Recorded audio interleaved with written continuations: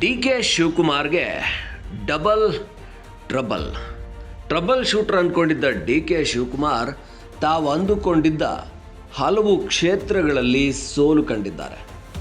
ಮುಂದಿನ ದಿನಗಳಲ್ಲಿ ಮುಖ್ಯಮಂತ್ರಿ ಹುದ್ದೆಗೆ ಆಕಾಂಕ್ಷಿ ಲೋಕಸಭಾ ಚುನಾವಣೆಯ ಗೆಲುವುಗಳನ್ನು ಇಟ್ಕೊಂಡು ತಮ್ಮ ಆಪ್ತರನ್ನು ಗೆಲ್ಲಿಸಿಕೊಂಡು ಲೋಕಸಭೆ ಚುನಾವಣೆಯ ನಂತರ ರಾಜ್ಯದಲ್ಲಿ ಮುಖ್ಯಮಂತ್ರಿ ಸ್ಥಾನಕ್ಕೆ ಬೇಡಿಕೆ ಇಡೋಣ ಅಂದ್ಕೊಂಡಿದ್ದ ಡಿ ಕೆ ಶಿವಕುಮಾರ್ಗೆ ಈಗ ಟ್ರಬಲ್ ಎದುರಾಗಿದೆ.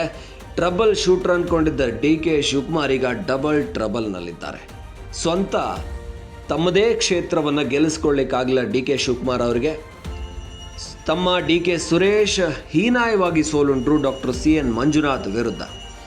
ಇದರ ಜೊತೆಗೇನೆ ಬೆಳಗಾವಿಯಲ್ಲಿ ಲಕ್ಷ್ಮೀ ಹೆಬ್ಬಾಳ್ಕರ್ ಪುತ್ರ ಮೃಣಾಲ್ ಹೆಬ್ಬಾಳ್ಕರ್ ಕೂಡ ಸೋಲು ಕಂಡರು. ಡಿ ಕೆ ಶಿವಕುಮಾರ್ ಅಂದುಕೊಳ್ಳೋ ಹಾಗೆ ಗೆಲ್ಲೋಕೆ ಸಾಧ್ಯ ಆಗಿದ್ದು ಹಾಸನ ಒಂದರಲ್ಲಿ ಮಾತ್ರ. ಇನ್ನು ಹಳೆ ಮೈಸೂರು ಭಾಗದಲ್ಲಿ ಕಳೆದ ವಿಧಾನಸಭಾ ಚುನಾವಣೆಯಲ್ಲಿ ಒಕ್ಕಲಿಗ ನಾಯಕನಾಗಿ ಹೊರಹೊಮ್ಮಿದ್ದ ಡಿ ಕೆ ಶಿವಕುಮಾರ್ ಈ ಬಾರಿ ಒಕ್ಕಲಿಗ ನಾಯಕತ್ವವನ್ನು ಕಳೆದುಕೊಳ್ಳುವ ಸ್ಥಿತಿಯನ್ನು ತಲುಪಿದರು. ಇದಕ್ಕೆ ಕಾರಣವಾಗಿದ್ದು HDK ಕುಟುಂಬ ಅದ್ಭುತವಾಗಿ ಪಟ್ಟು ಹಾಕಿದ್ದು ಅಂತ ಹೇಳ್ಬೋದು.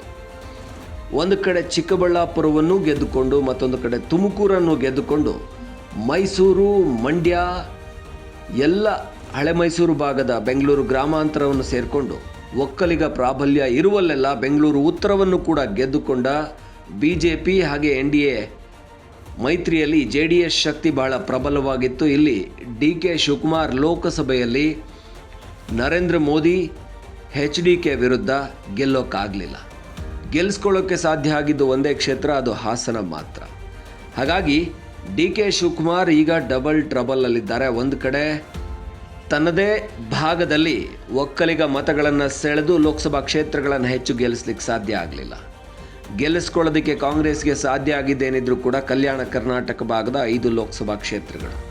ಅದಾದ ನಂತರ ಕಿತ್ತೂರು ಕರ್ನಾಟಕ ಭಾಗದಲ್ಲಿ ಡಿ ಕೆ ಶಿವಕುಮಾರ್ ಅವರ ವಿರೋಧಿಗಳ ರೀತಿಯಲ್ಲಿ ಯಾರ್ಯಾರೆಲ್ಲ ಇದ್ರೋ ಅವರು ಗೆಲ್ಲೋದಕ್ಕೆ ಸಾಧ್ಯ ಆಗಿದೆ.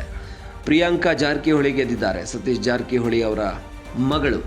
ಹಾಗಾಗಿ ಇಲ್ಲಿ ಡಿ ಕೆ ಶಿವಕುಮಾರ್ ಶಕ್ತಿ ಕುಗ್ಗಿ ಹೋಯ್ತಾ? ಹಾಗಾದರೆ ಈ 5 ವರ್ಷ ಡಿ ಕೆ ಶಿವಕುಮಾರ್ಗೆ CM ಸ್ಥಾನ ಸಿಗೋದಿಲ್ವಾ? ಈ ಪ್ರಶ್ನೆಗಳು ಸದ್ಯ ಚರ್ಚೆಗೆ ಕಾರಣವಾಗ್ತಾ ಇವೆ. ಹಾಗಾದರೆ ಡಿ ಕೆ ಶಿವಕುಮಾರ್ DCM ಆಗಿನೇ 5 ವರ್ಷ ಕಳಿಬೇಕಾ? 5 ವರ್ಷದ ನಂತರ ನಮ್ಮ ರಾಜ್ಯದಲ್ಲಂತೂ ಜನ ಒಂದು ಬಾರಿ ಗೆದ್ದಂಥ ಪಕ್ಷಕ್ಕೆ ಮತ್ತೆ ಅಧಿಕಾರ ಕೊಡೋದಿಲ್ಲ.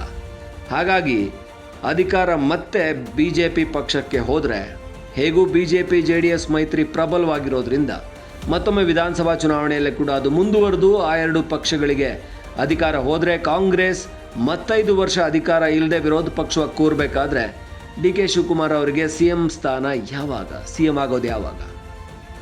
ಒಟ್ಟಾರೆ ಈ ಲೋಕಸಭಾ ಚುನಾವಣೆ ಕಾಂಗ್ರೆಸ್ಗೆ ಹಲವು ಸ್ಥಾನಗಳನ್ನು ಕೊಡುವ ಮುಖಾಂತರ ಪಾಸಿಟಿವ್ ಅನಿಸಿದರೆ ಡಿ ಕೆ ಶಿವಕುಮಾರ್ ಅವರಿಗೆ ಮಾತ್ರ ತಾವು ಅಂದುಕೊಂಡ ಯಾವ ಸ್ಥಾನವನ್ನು ಗೆಲ್ಲೋಕ್ಕಾಗದೆ ದೊಡ್ಡ ಮೈನಸ್ ಆಗಿ ಟ್ರಬಲ್ ಶೂಟರ್ಗೆ ಡಬಲ್ ಟ್ರಬಲ್ ಆಗಿ ಕಾಣಿಸ್ತಾ ಇದೆ.